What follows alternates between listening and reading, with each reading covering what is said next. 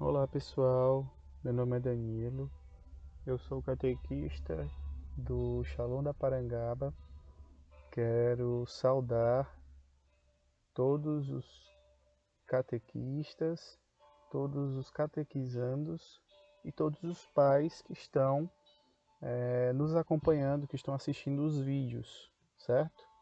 Nosso vídeo de hoje vai ser um vídeo simples, mas de uma forma muito rica, né? Porque a gente vai falar da missão das primeiras comunidades cristãs, que por sinal é uma missão que se passa até hoje para nós, né? As primeiras comunidades cristãs, elas fundamentam muitas das nossas tradições que nós temos hoje, certo?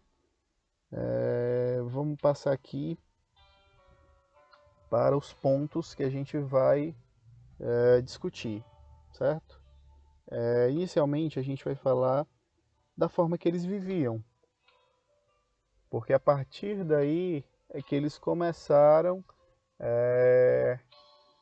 a formar a tradição em si, né? A partir da vivência do que eles tinham que viver, de pai para filho, de geração em geração, a tradição foi chegando até os dias de hoje, certo?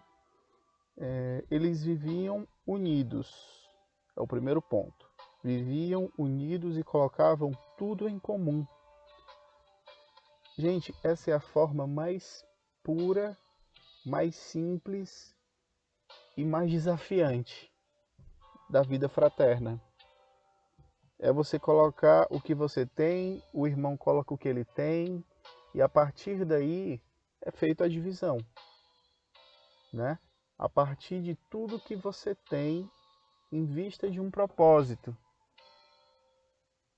Aqui a gente percebe é uma luta, pode acontecer uma luta contra o vício do egoísmo. Não sei se vocês me entendem. Onde você deixa de pensar nos seus planos, nos seus projetos, investe em um propósito que vale a sua vida, que vale muito mais do que as nossas vidas, né? Um sentido de você se desprender de toda a visão material e se desprender de todas até as próprias, até os próprios sonhos, porque sabe que tem um sonho maior, que tem um ideal maior, né? Então, as primeiras comunidades, ela tinha essa forma de pensar. Não havia egoístas. As pessoas não pensavam em si próprias. Elas trabalhavam e o que elas tinham de posse, elas não eram donas. Elas eram administradoras, que devolve e ao devolver divide com os irmãos. Então essa é a primeira forma que nós podemos observar da forma que eles viviam, né? O segundo ponto é que eles repartiam o dinheiro conforme a necessidade de cada um. O primeiro ponto era colocar em comum, né? Que é aquele ponto que a gente falou que é desafiante, porque querendo ou não, ali tem a sua história de vida, a forma que você trabalhou, todos os seus sonhos que você queria um dia almejar, né? E você abre mão com os irmãos, né? E eles repartiam, esse é um ponto muito importante, eles repartiam não somente de forma igualitária, né? Digamos que, vamos fazer um exemplo, a gente juntasse 10 pessoas e cada um desse o que tem. Lá a gente juntasse um número, sei lá, estou dando um exemplo, juntasse R$ 100. Dentre esses 10, seria R$ 10 para cada se fosse de forma igualitária, mas não. Eles repartiam de acordo com a necessidade de cada um, né? tinha irmãos que necessitavam muito mais, então aquele que necessitava muito mais recebeu, né? Então essa é a forma que Jesus ensinou para os próprios discípulos. Os discípulos nada mais, nada menos colocaram em prática aquilo que Jesus já falava, né?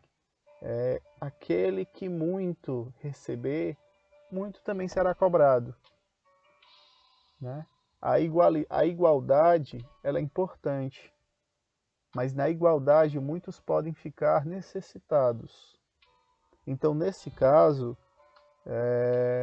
as primeiras comunidades nos dão o exemplo de como deve ser realmente uma vida cristã, uma vida fraterna, entre família, dentro dos irmãos da paróquia, dentro da sua turma de crisma.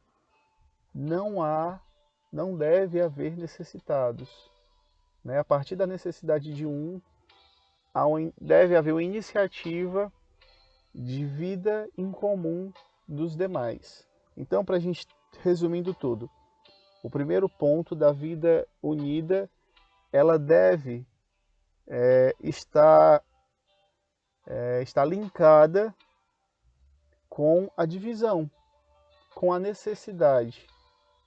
Eu não sei se dá para fazer, se está fazendo sentido até aqui, mas os dois necessitam para existir, né?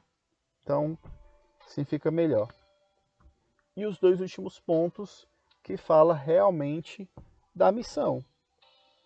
Agora, de fato, a gente vai falar da missão. A missão é repartiam o pão pelas casas.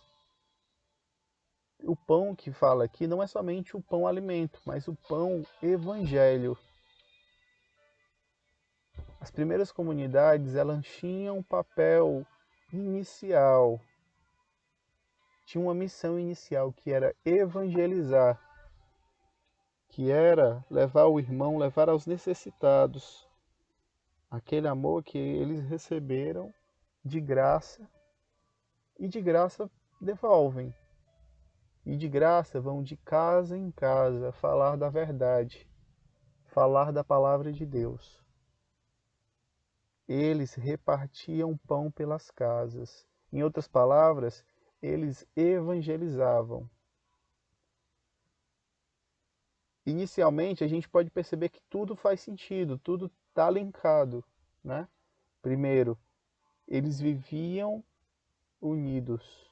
Segundo, não haviam necessitados. Terceiro, eles evangelizavam.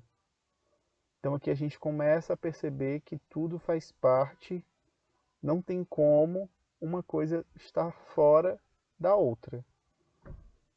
Tá ok?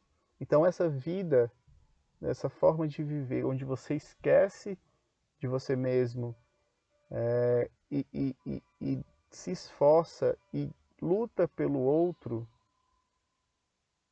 nada mais, nada menos, foi a vida de Jesus e foi a forma que ele nos ensinou a viver, né? Resumindo, falando novamente, os discípulos colocaram em prática tudo aquilo que Jesus havia falado para eles, né? E o quarto ponto, a missão do louvor, né? Tudo agradecer a Deus, em tudo dar graças.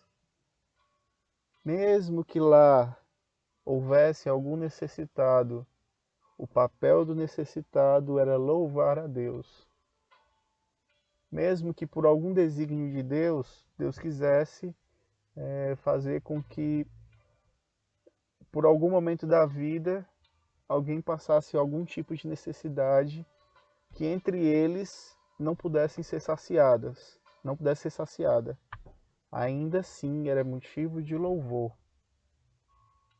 certo? Então o louvor, ele é a essência, é da forma que você descobre que muito Deus fez por você, nessa medida você quer retribuir com um gesto de louvor, um gesto de agradecimento, uma ação de graças.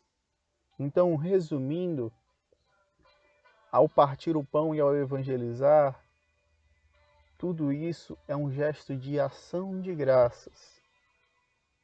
Um gesto de que percebemos que não dá para viver por si próprio e para si próprio, e a partir daí, em busca do outro, em busca da felicidade do outro,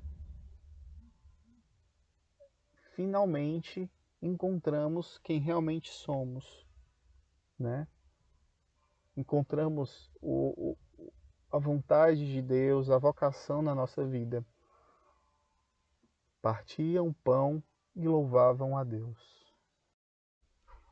E essa é a nossa missão: partir o pão pelas casas e louvar a Deus, evangelizar e em tudo dar graças.